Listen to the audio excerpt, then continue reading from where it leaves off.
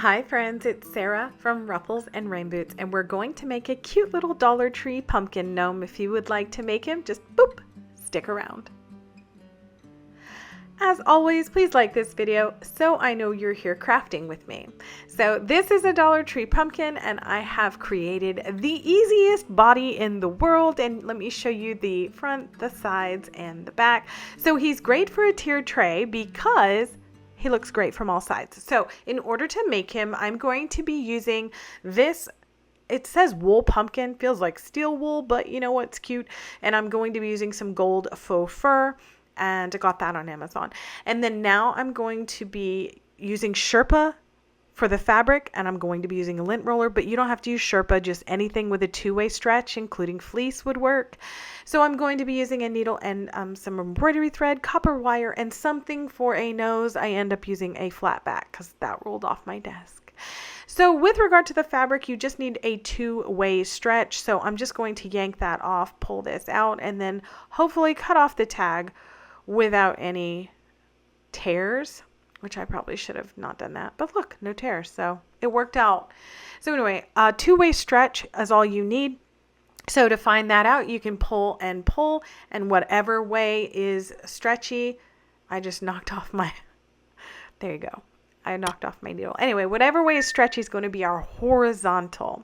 So I'm going to, you can make this any size you want, but in order to match this pumpkin size, I need it to be wide and short, right? Because I want it to mimic the pumpkin size.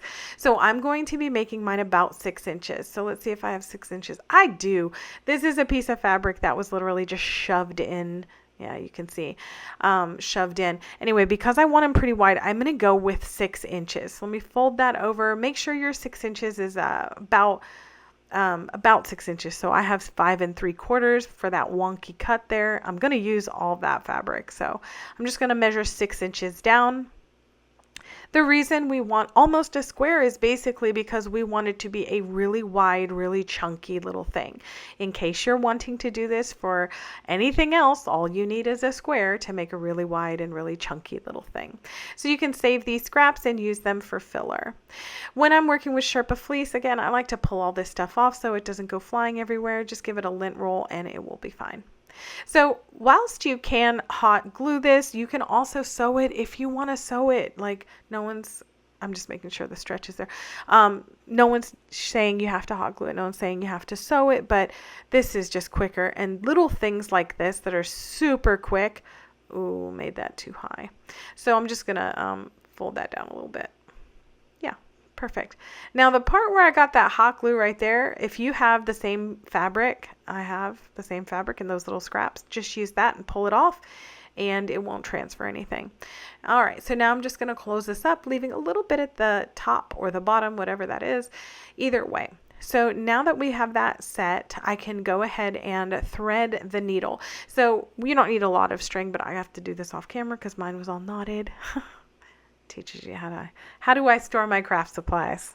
Okay, so we're going to start about a 1/2 inch. If you've never done this, this is called a running stitch. You're just going to go in and out about a 1/2 inch away from the bottom. That's it. We're going to create the easiest thing in the world. So you just make sure you do not pull the end in. I'm going to fast forward this because I'm slow. All you have to do is make sure that you go over where it's glued together and then come out and put it right next to where you started. And that's just going to allow us to pull tight and knot it and have all of the stuffing and the weight stay in place. All right, so now we're just going to pull that, and I'm going to make sure it's really, really, really tight. Don't throw away that extra little thread because we're going to use that again. All right, so now we're just going to cut this off after tying it off obscene amounts, Sarah, and then cutting this off. You can just tuck that other one in. So when you turn it right side out, you can see you have this nice little square-ish shaped body that's going to look really round when we stuff it. So I'm going to add a little bit of weight. You don't have to add this particular poly pellet. You can add little mini rocks from the Dollar Tree. You can add sand inside of a Ziploc bag, whatever you want as the weight. And now I'm just going to add stuffing in, and then we'll close it up. So for stuffing, I'm using polyfill. You can go to a big box store or use pillow insets if you want to go and get your kids stuffed animals. Just saying.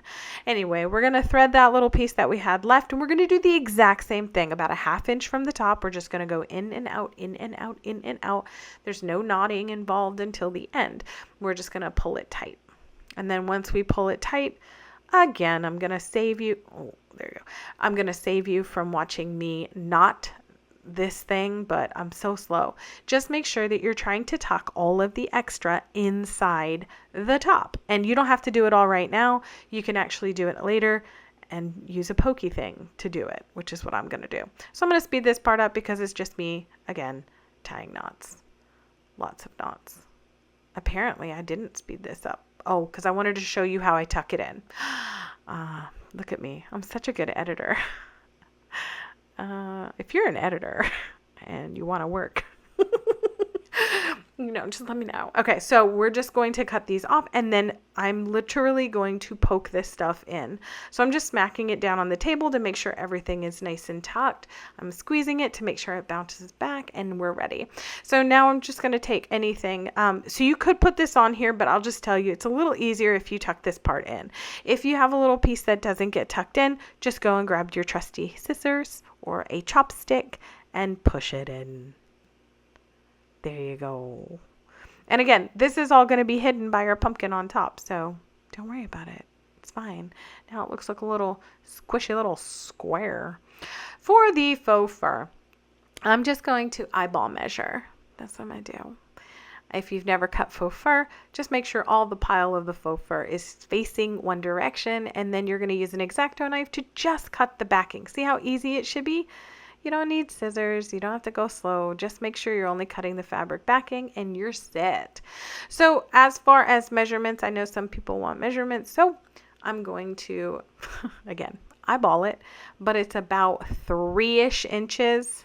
Let me show you on the ruler. That's the wrong side. There you go. It's about 3-ish inches. There you go. And then we're just I'm going to cut a drop. And what that means is I'm going to, because we're working on a cylinder shape, a round shape, the drop will help it lay flat. So I'm just going to fold it to find the center and then cut the exact same on the other side. Oh, by the way, if it's not the exact same, no one is going to notice. Now, because we are going to have a bit of the beard showing, we want to fold down this top piece. So just a little bit of hot glue and fold it over. You are going to want to hold that until it's set. There we go. That's fine. Apparently I'm dancing. All right, so I'm going to scrunch up the little beard because I want it a little wild. So it's going to look like that. And then all we have to do here is start assembling. So if you are selling these things at a craft fair, I do recommend you sew a couple of stitches, hand sew a couple of stitches of that pumpkin to the body. So this, I can't find the other one that fell off my desk. So you can use a wood bead, a wood round, a wood cabochon or flat back, whatever you'd like to use. You can use a clay nose, you can use an ornament, whatever you want. So I am going to glue this down, and I'm going to edit this part out because I ended up holding it until the glue was solid, just because I think it needed to really just stay there for a while. And I kind of pushed it together so that the fabrics would melt. So now that I have the stem, or I find this place where the stem is going sideways, I'm just going to add some hot glue. And I am gluing the very top and along the sides so that I can really press this into the Sherpa fleece. And just stick it up under there. Look. And you're done with the beard. So I'm going to pull these two pieces apart just at the edge, and that way I can hide their little join with the nose. And I ended up using the flat back because there you go. This is what it looks like so far. My husband gave me some copper wire that was left over from an electrical project. because of course he did. And I'm just wrapping it around a pencil to get a curlicue, right?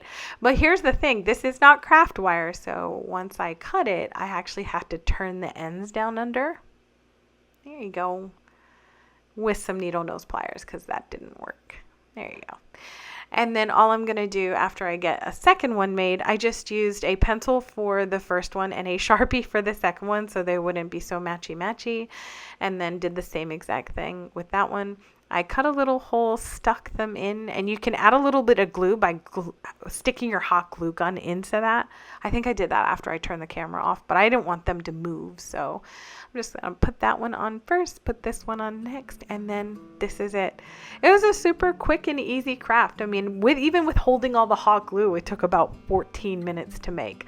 I hope you liked him. Let me know what you think down below in the comments section. Please like this video and share this video. I really appreciate you being here. Please like and subscribe for more crafty fun.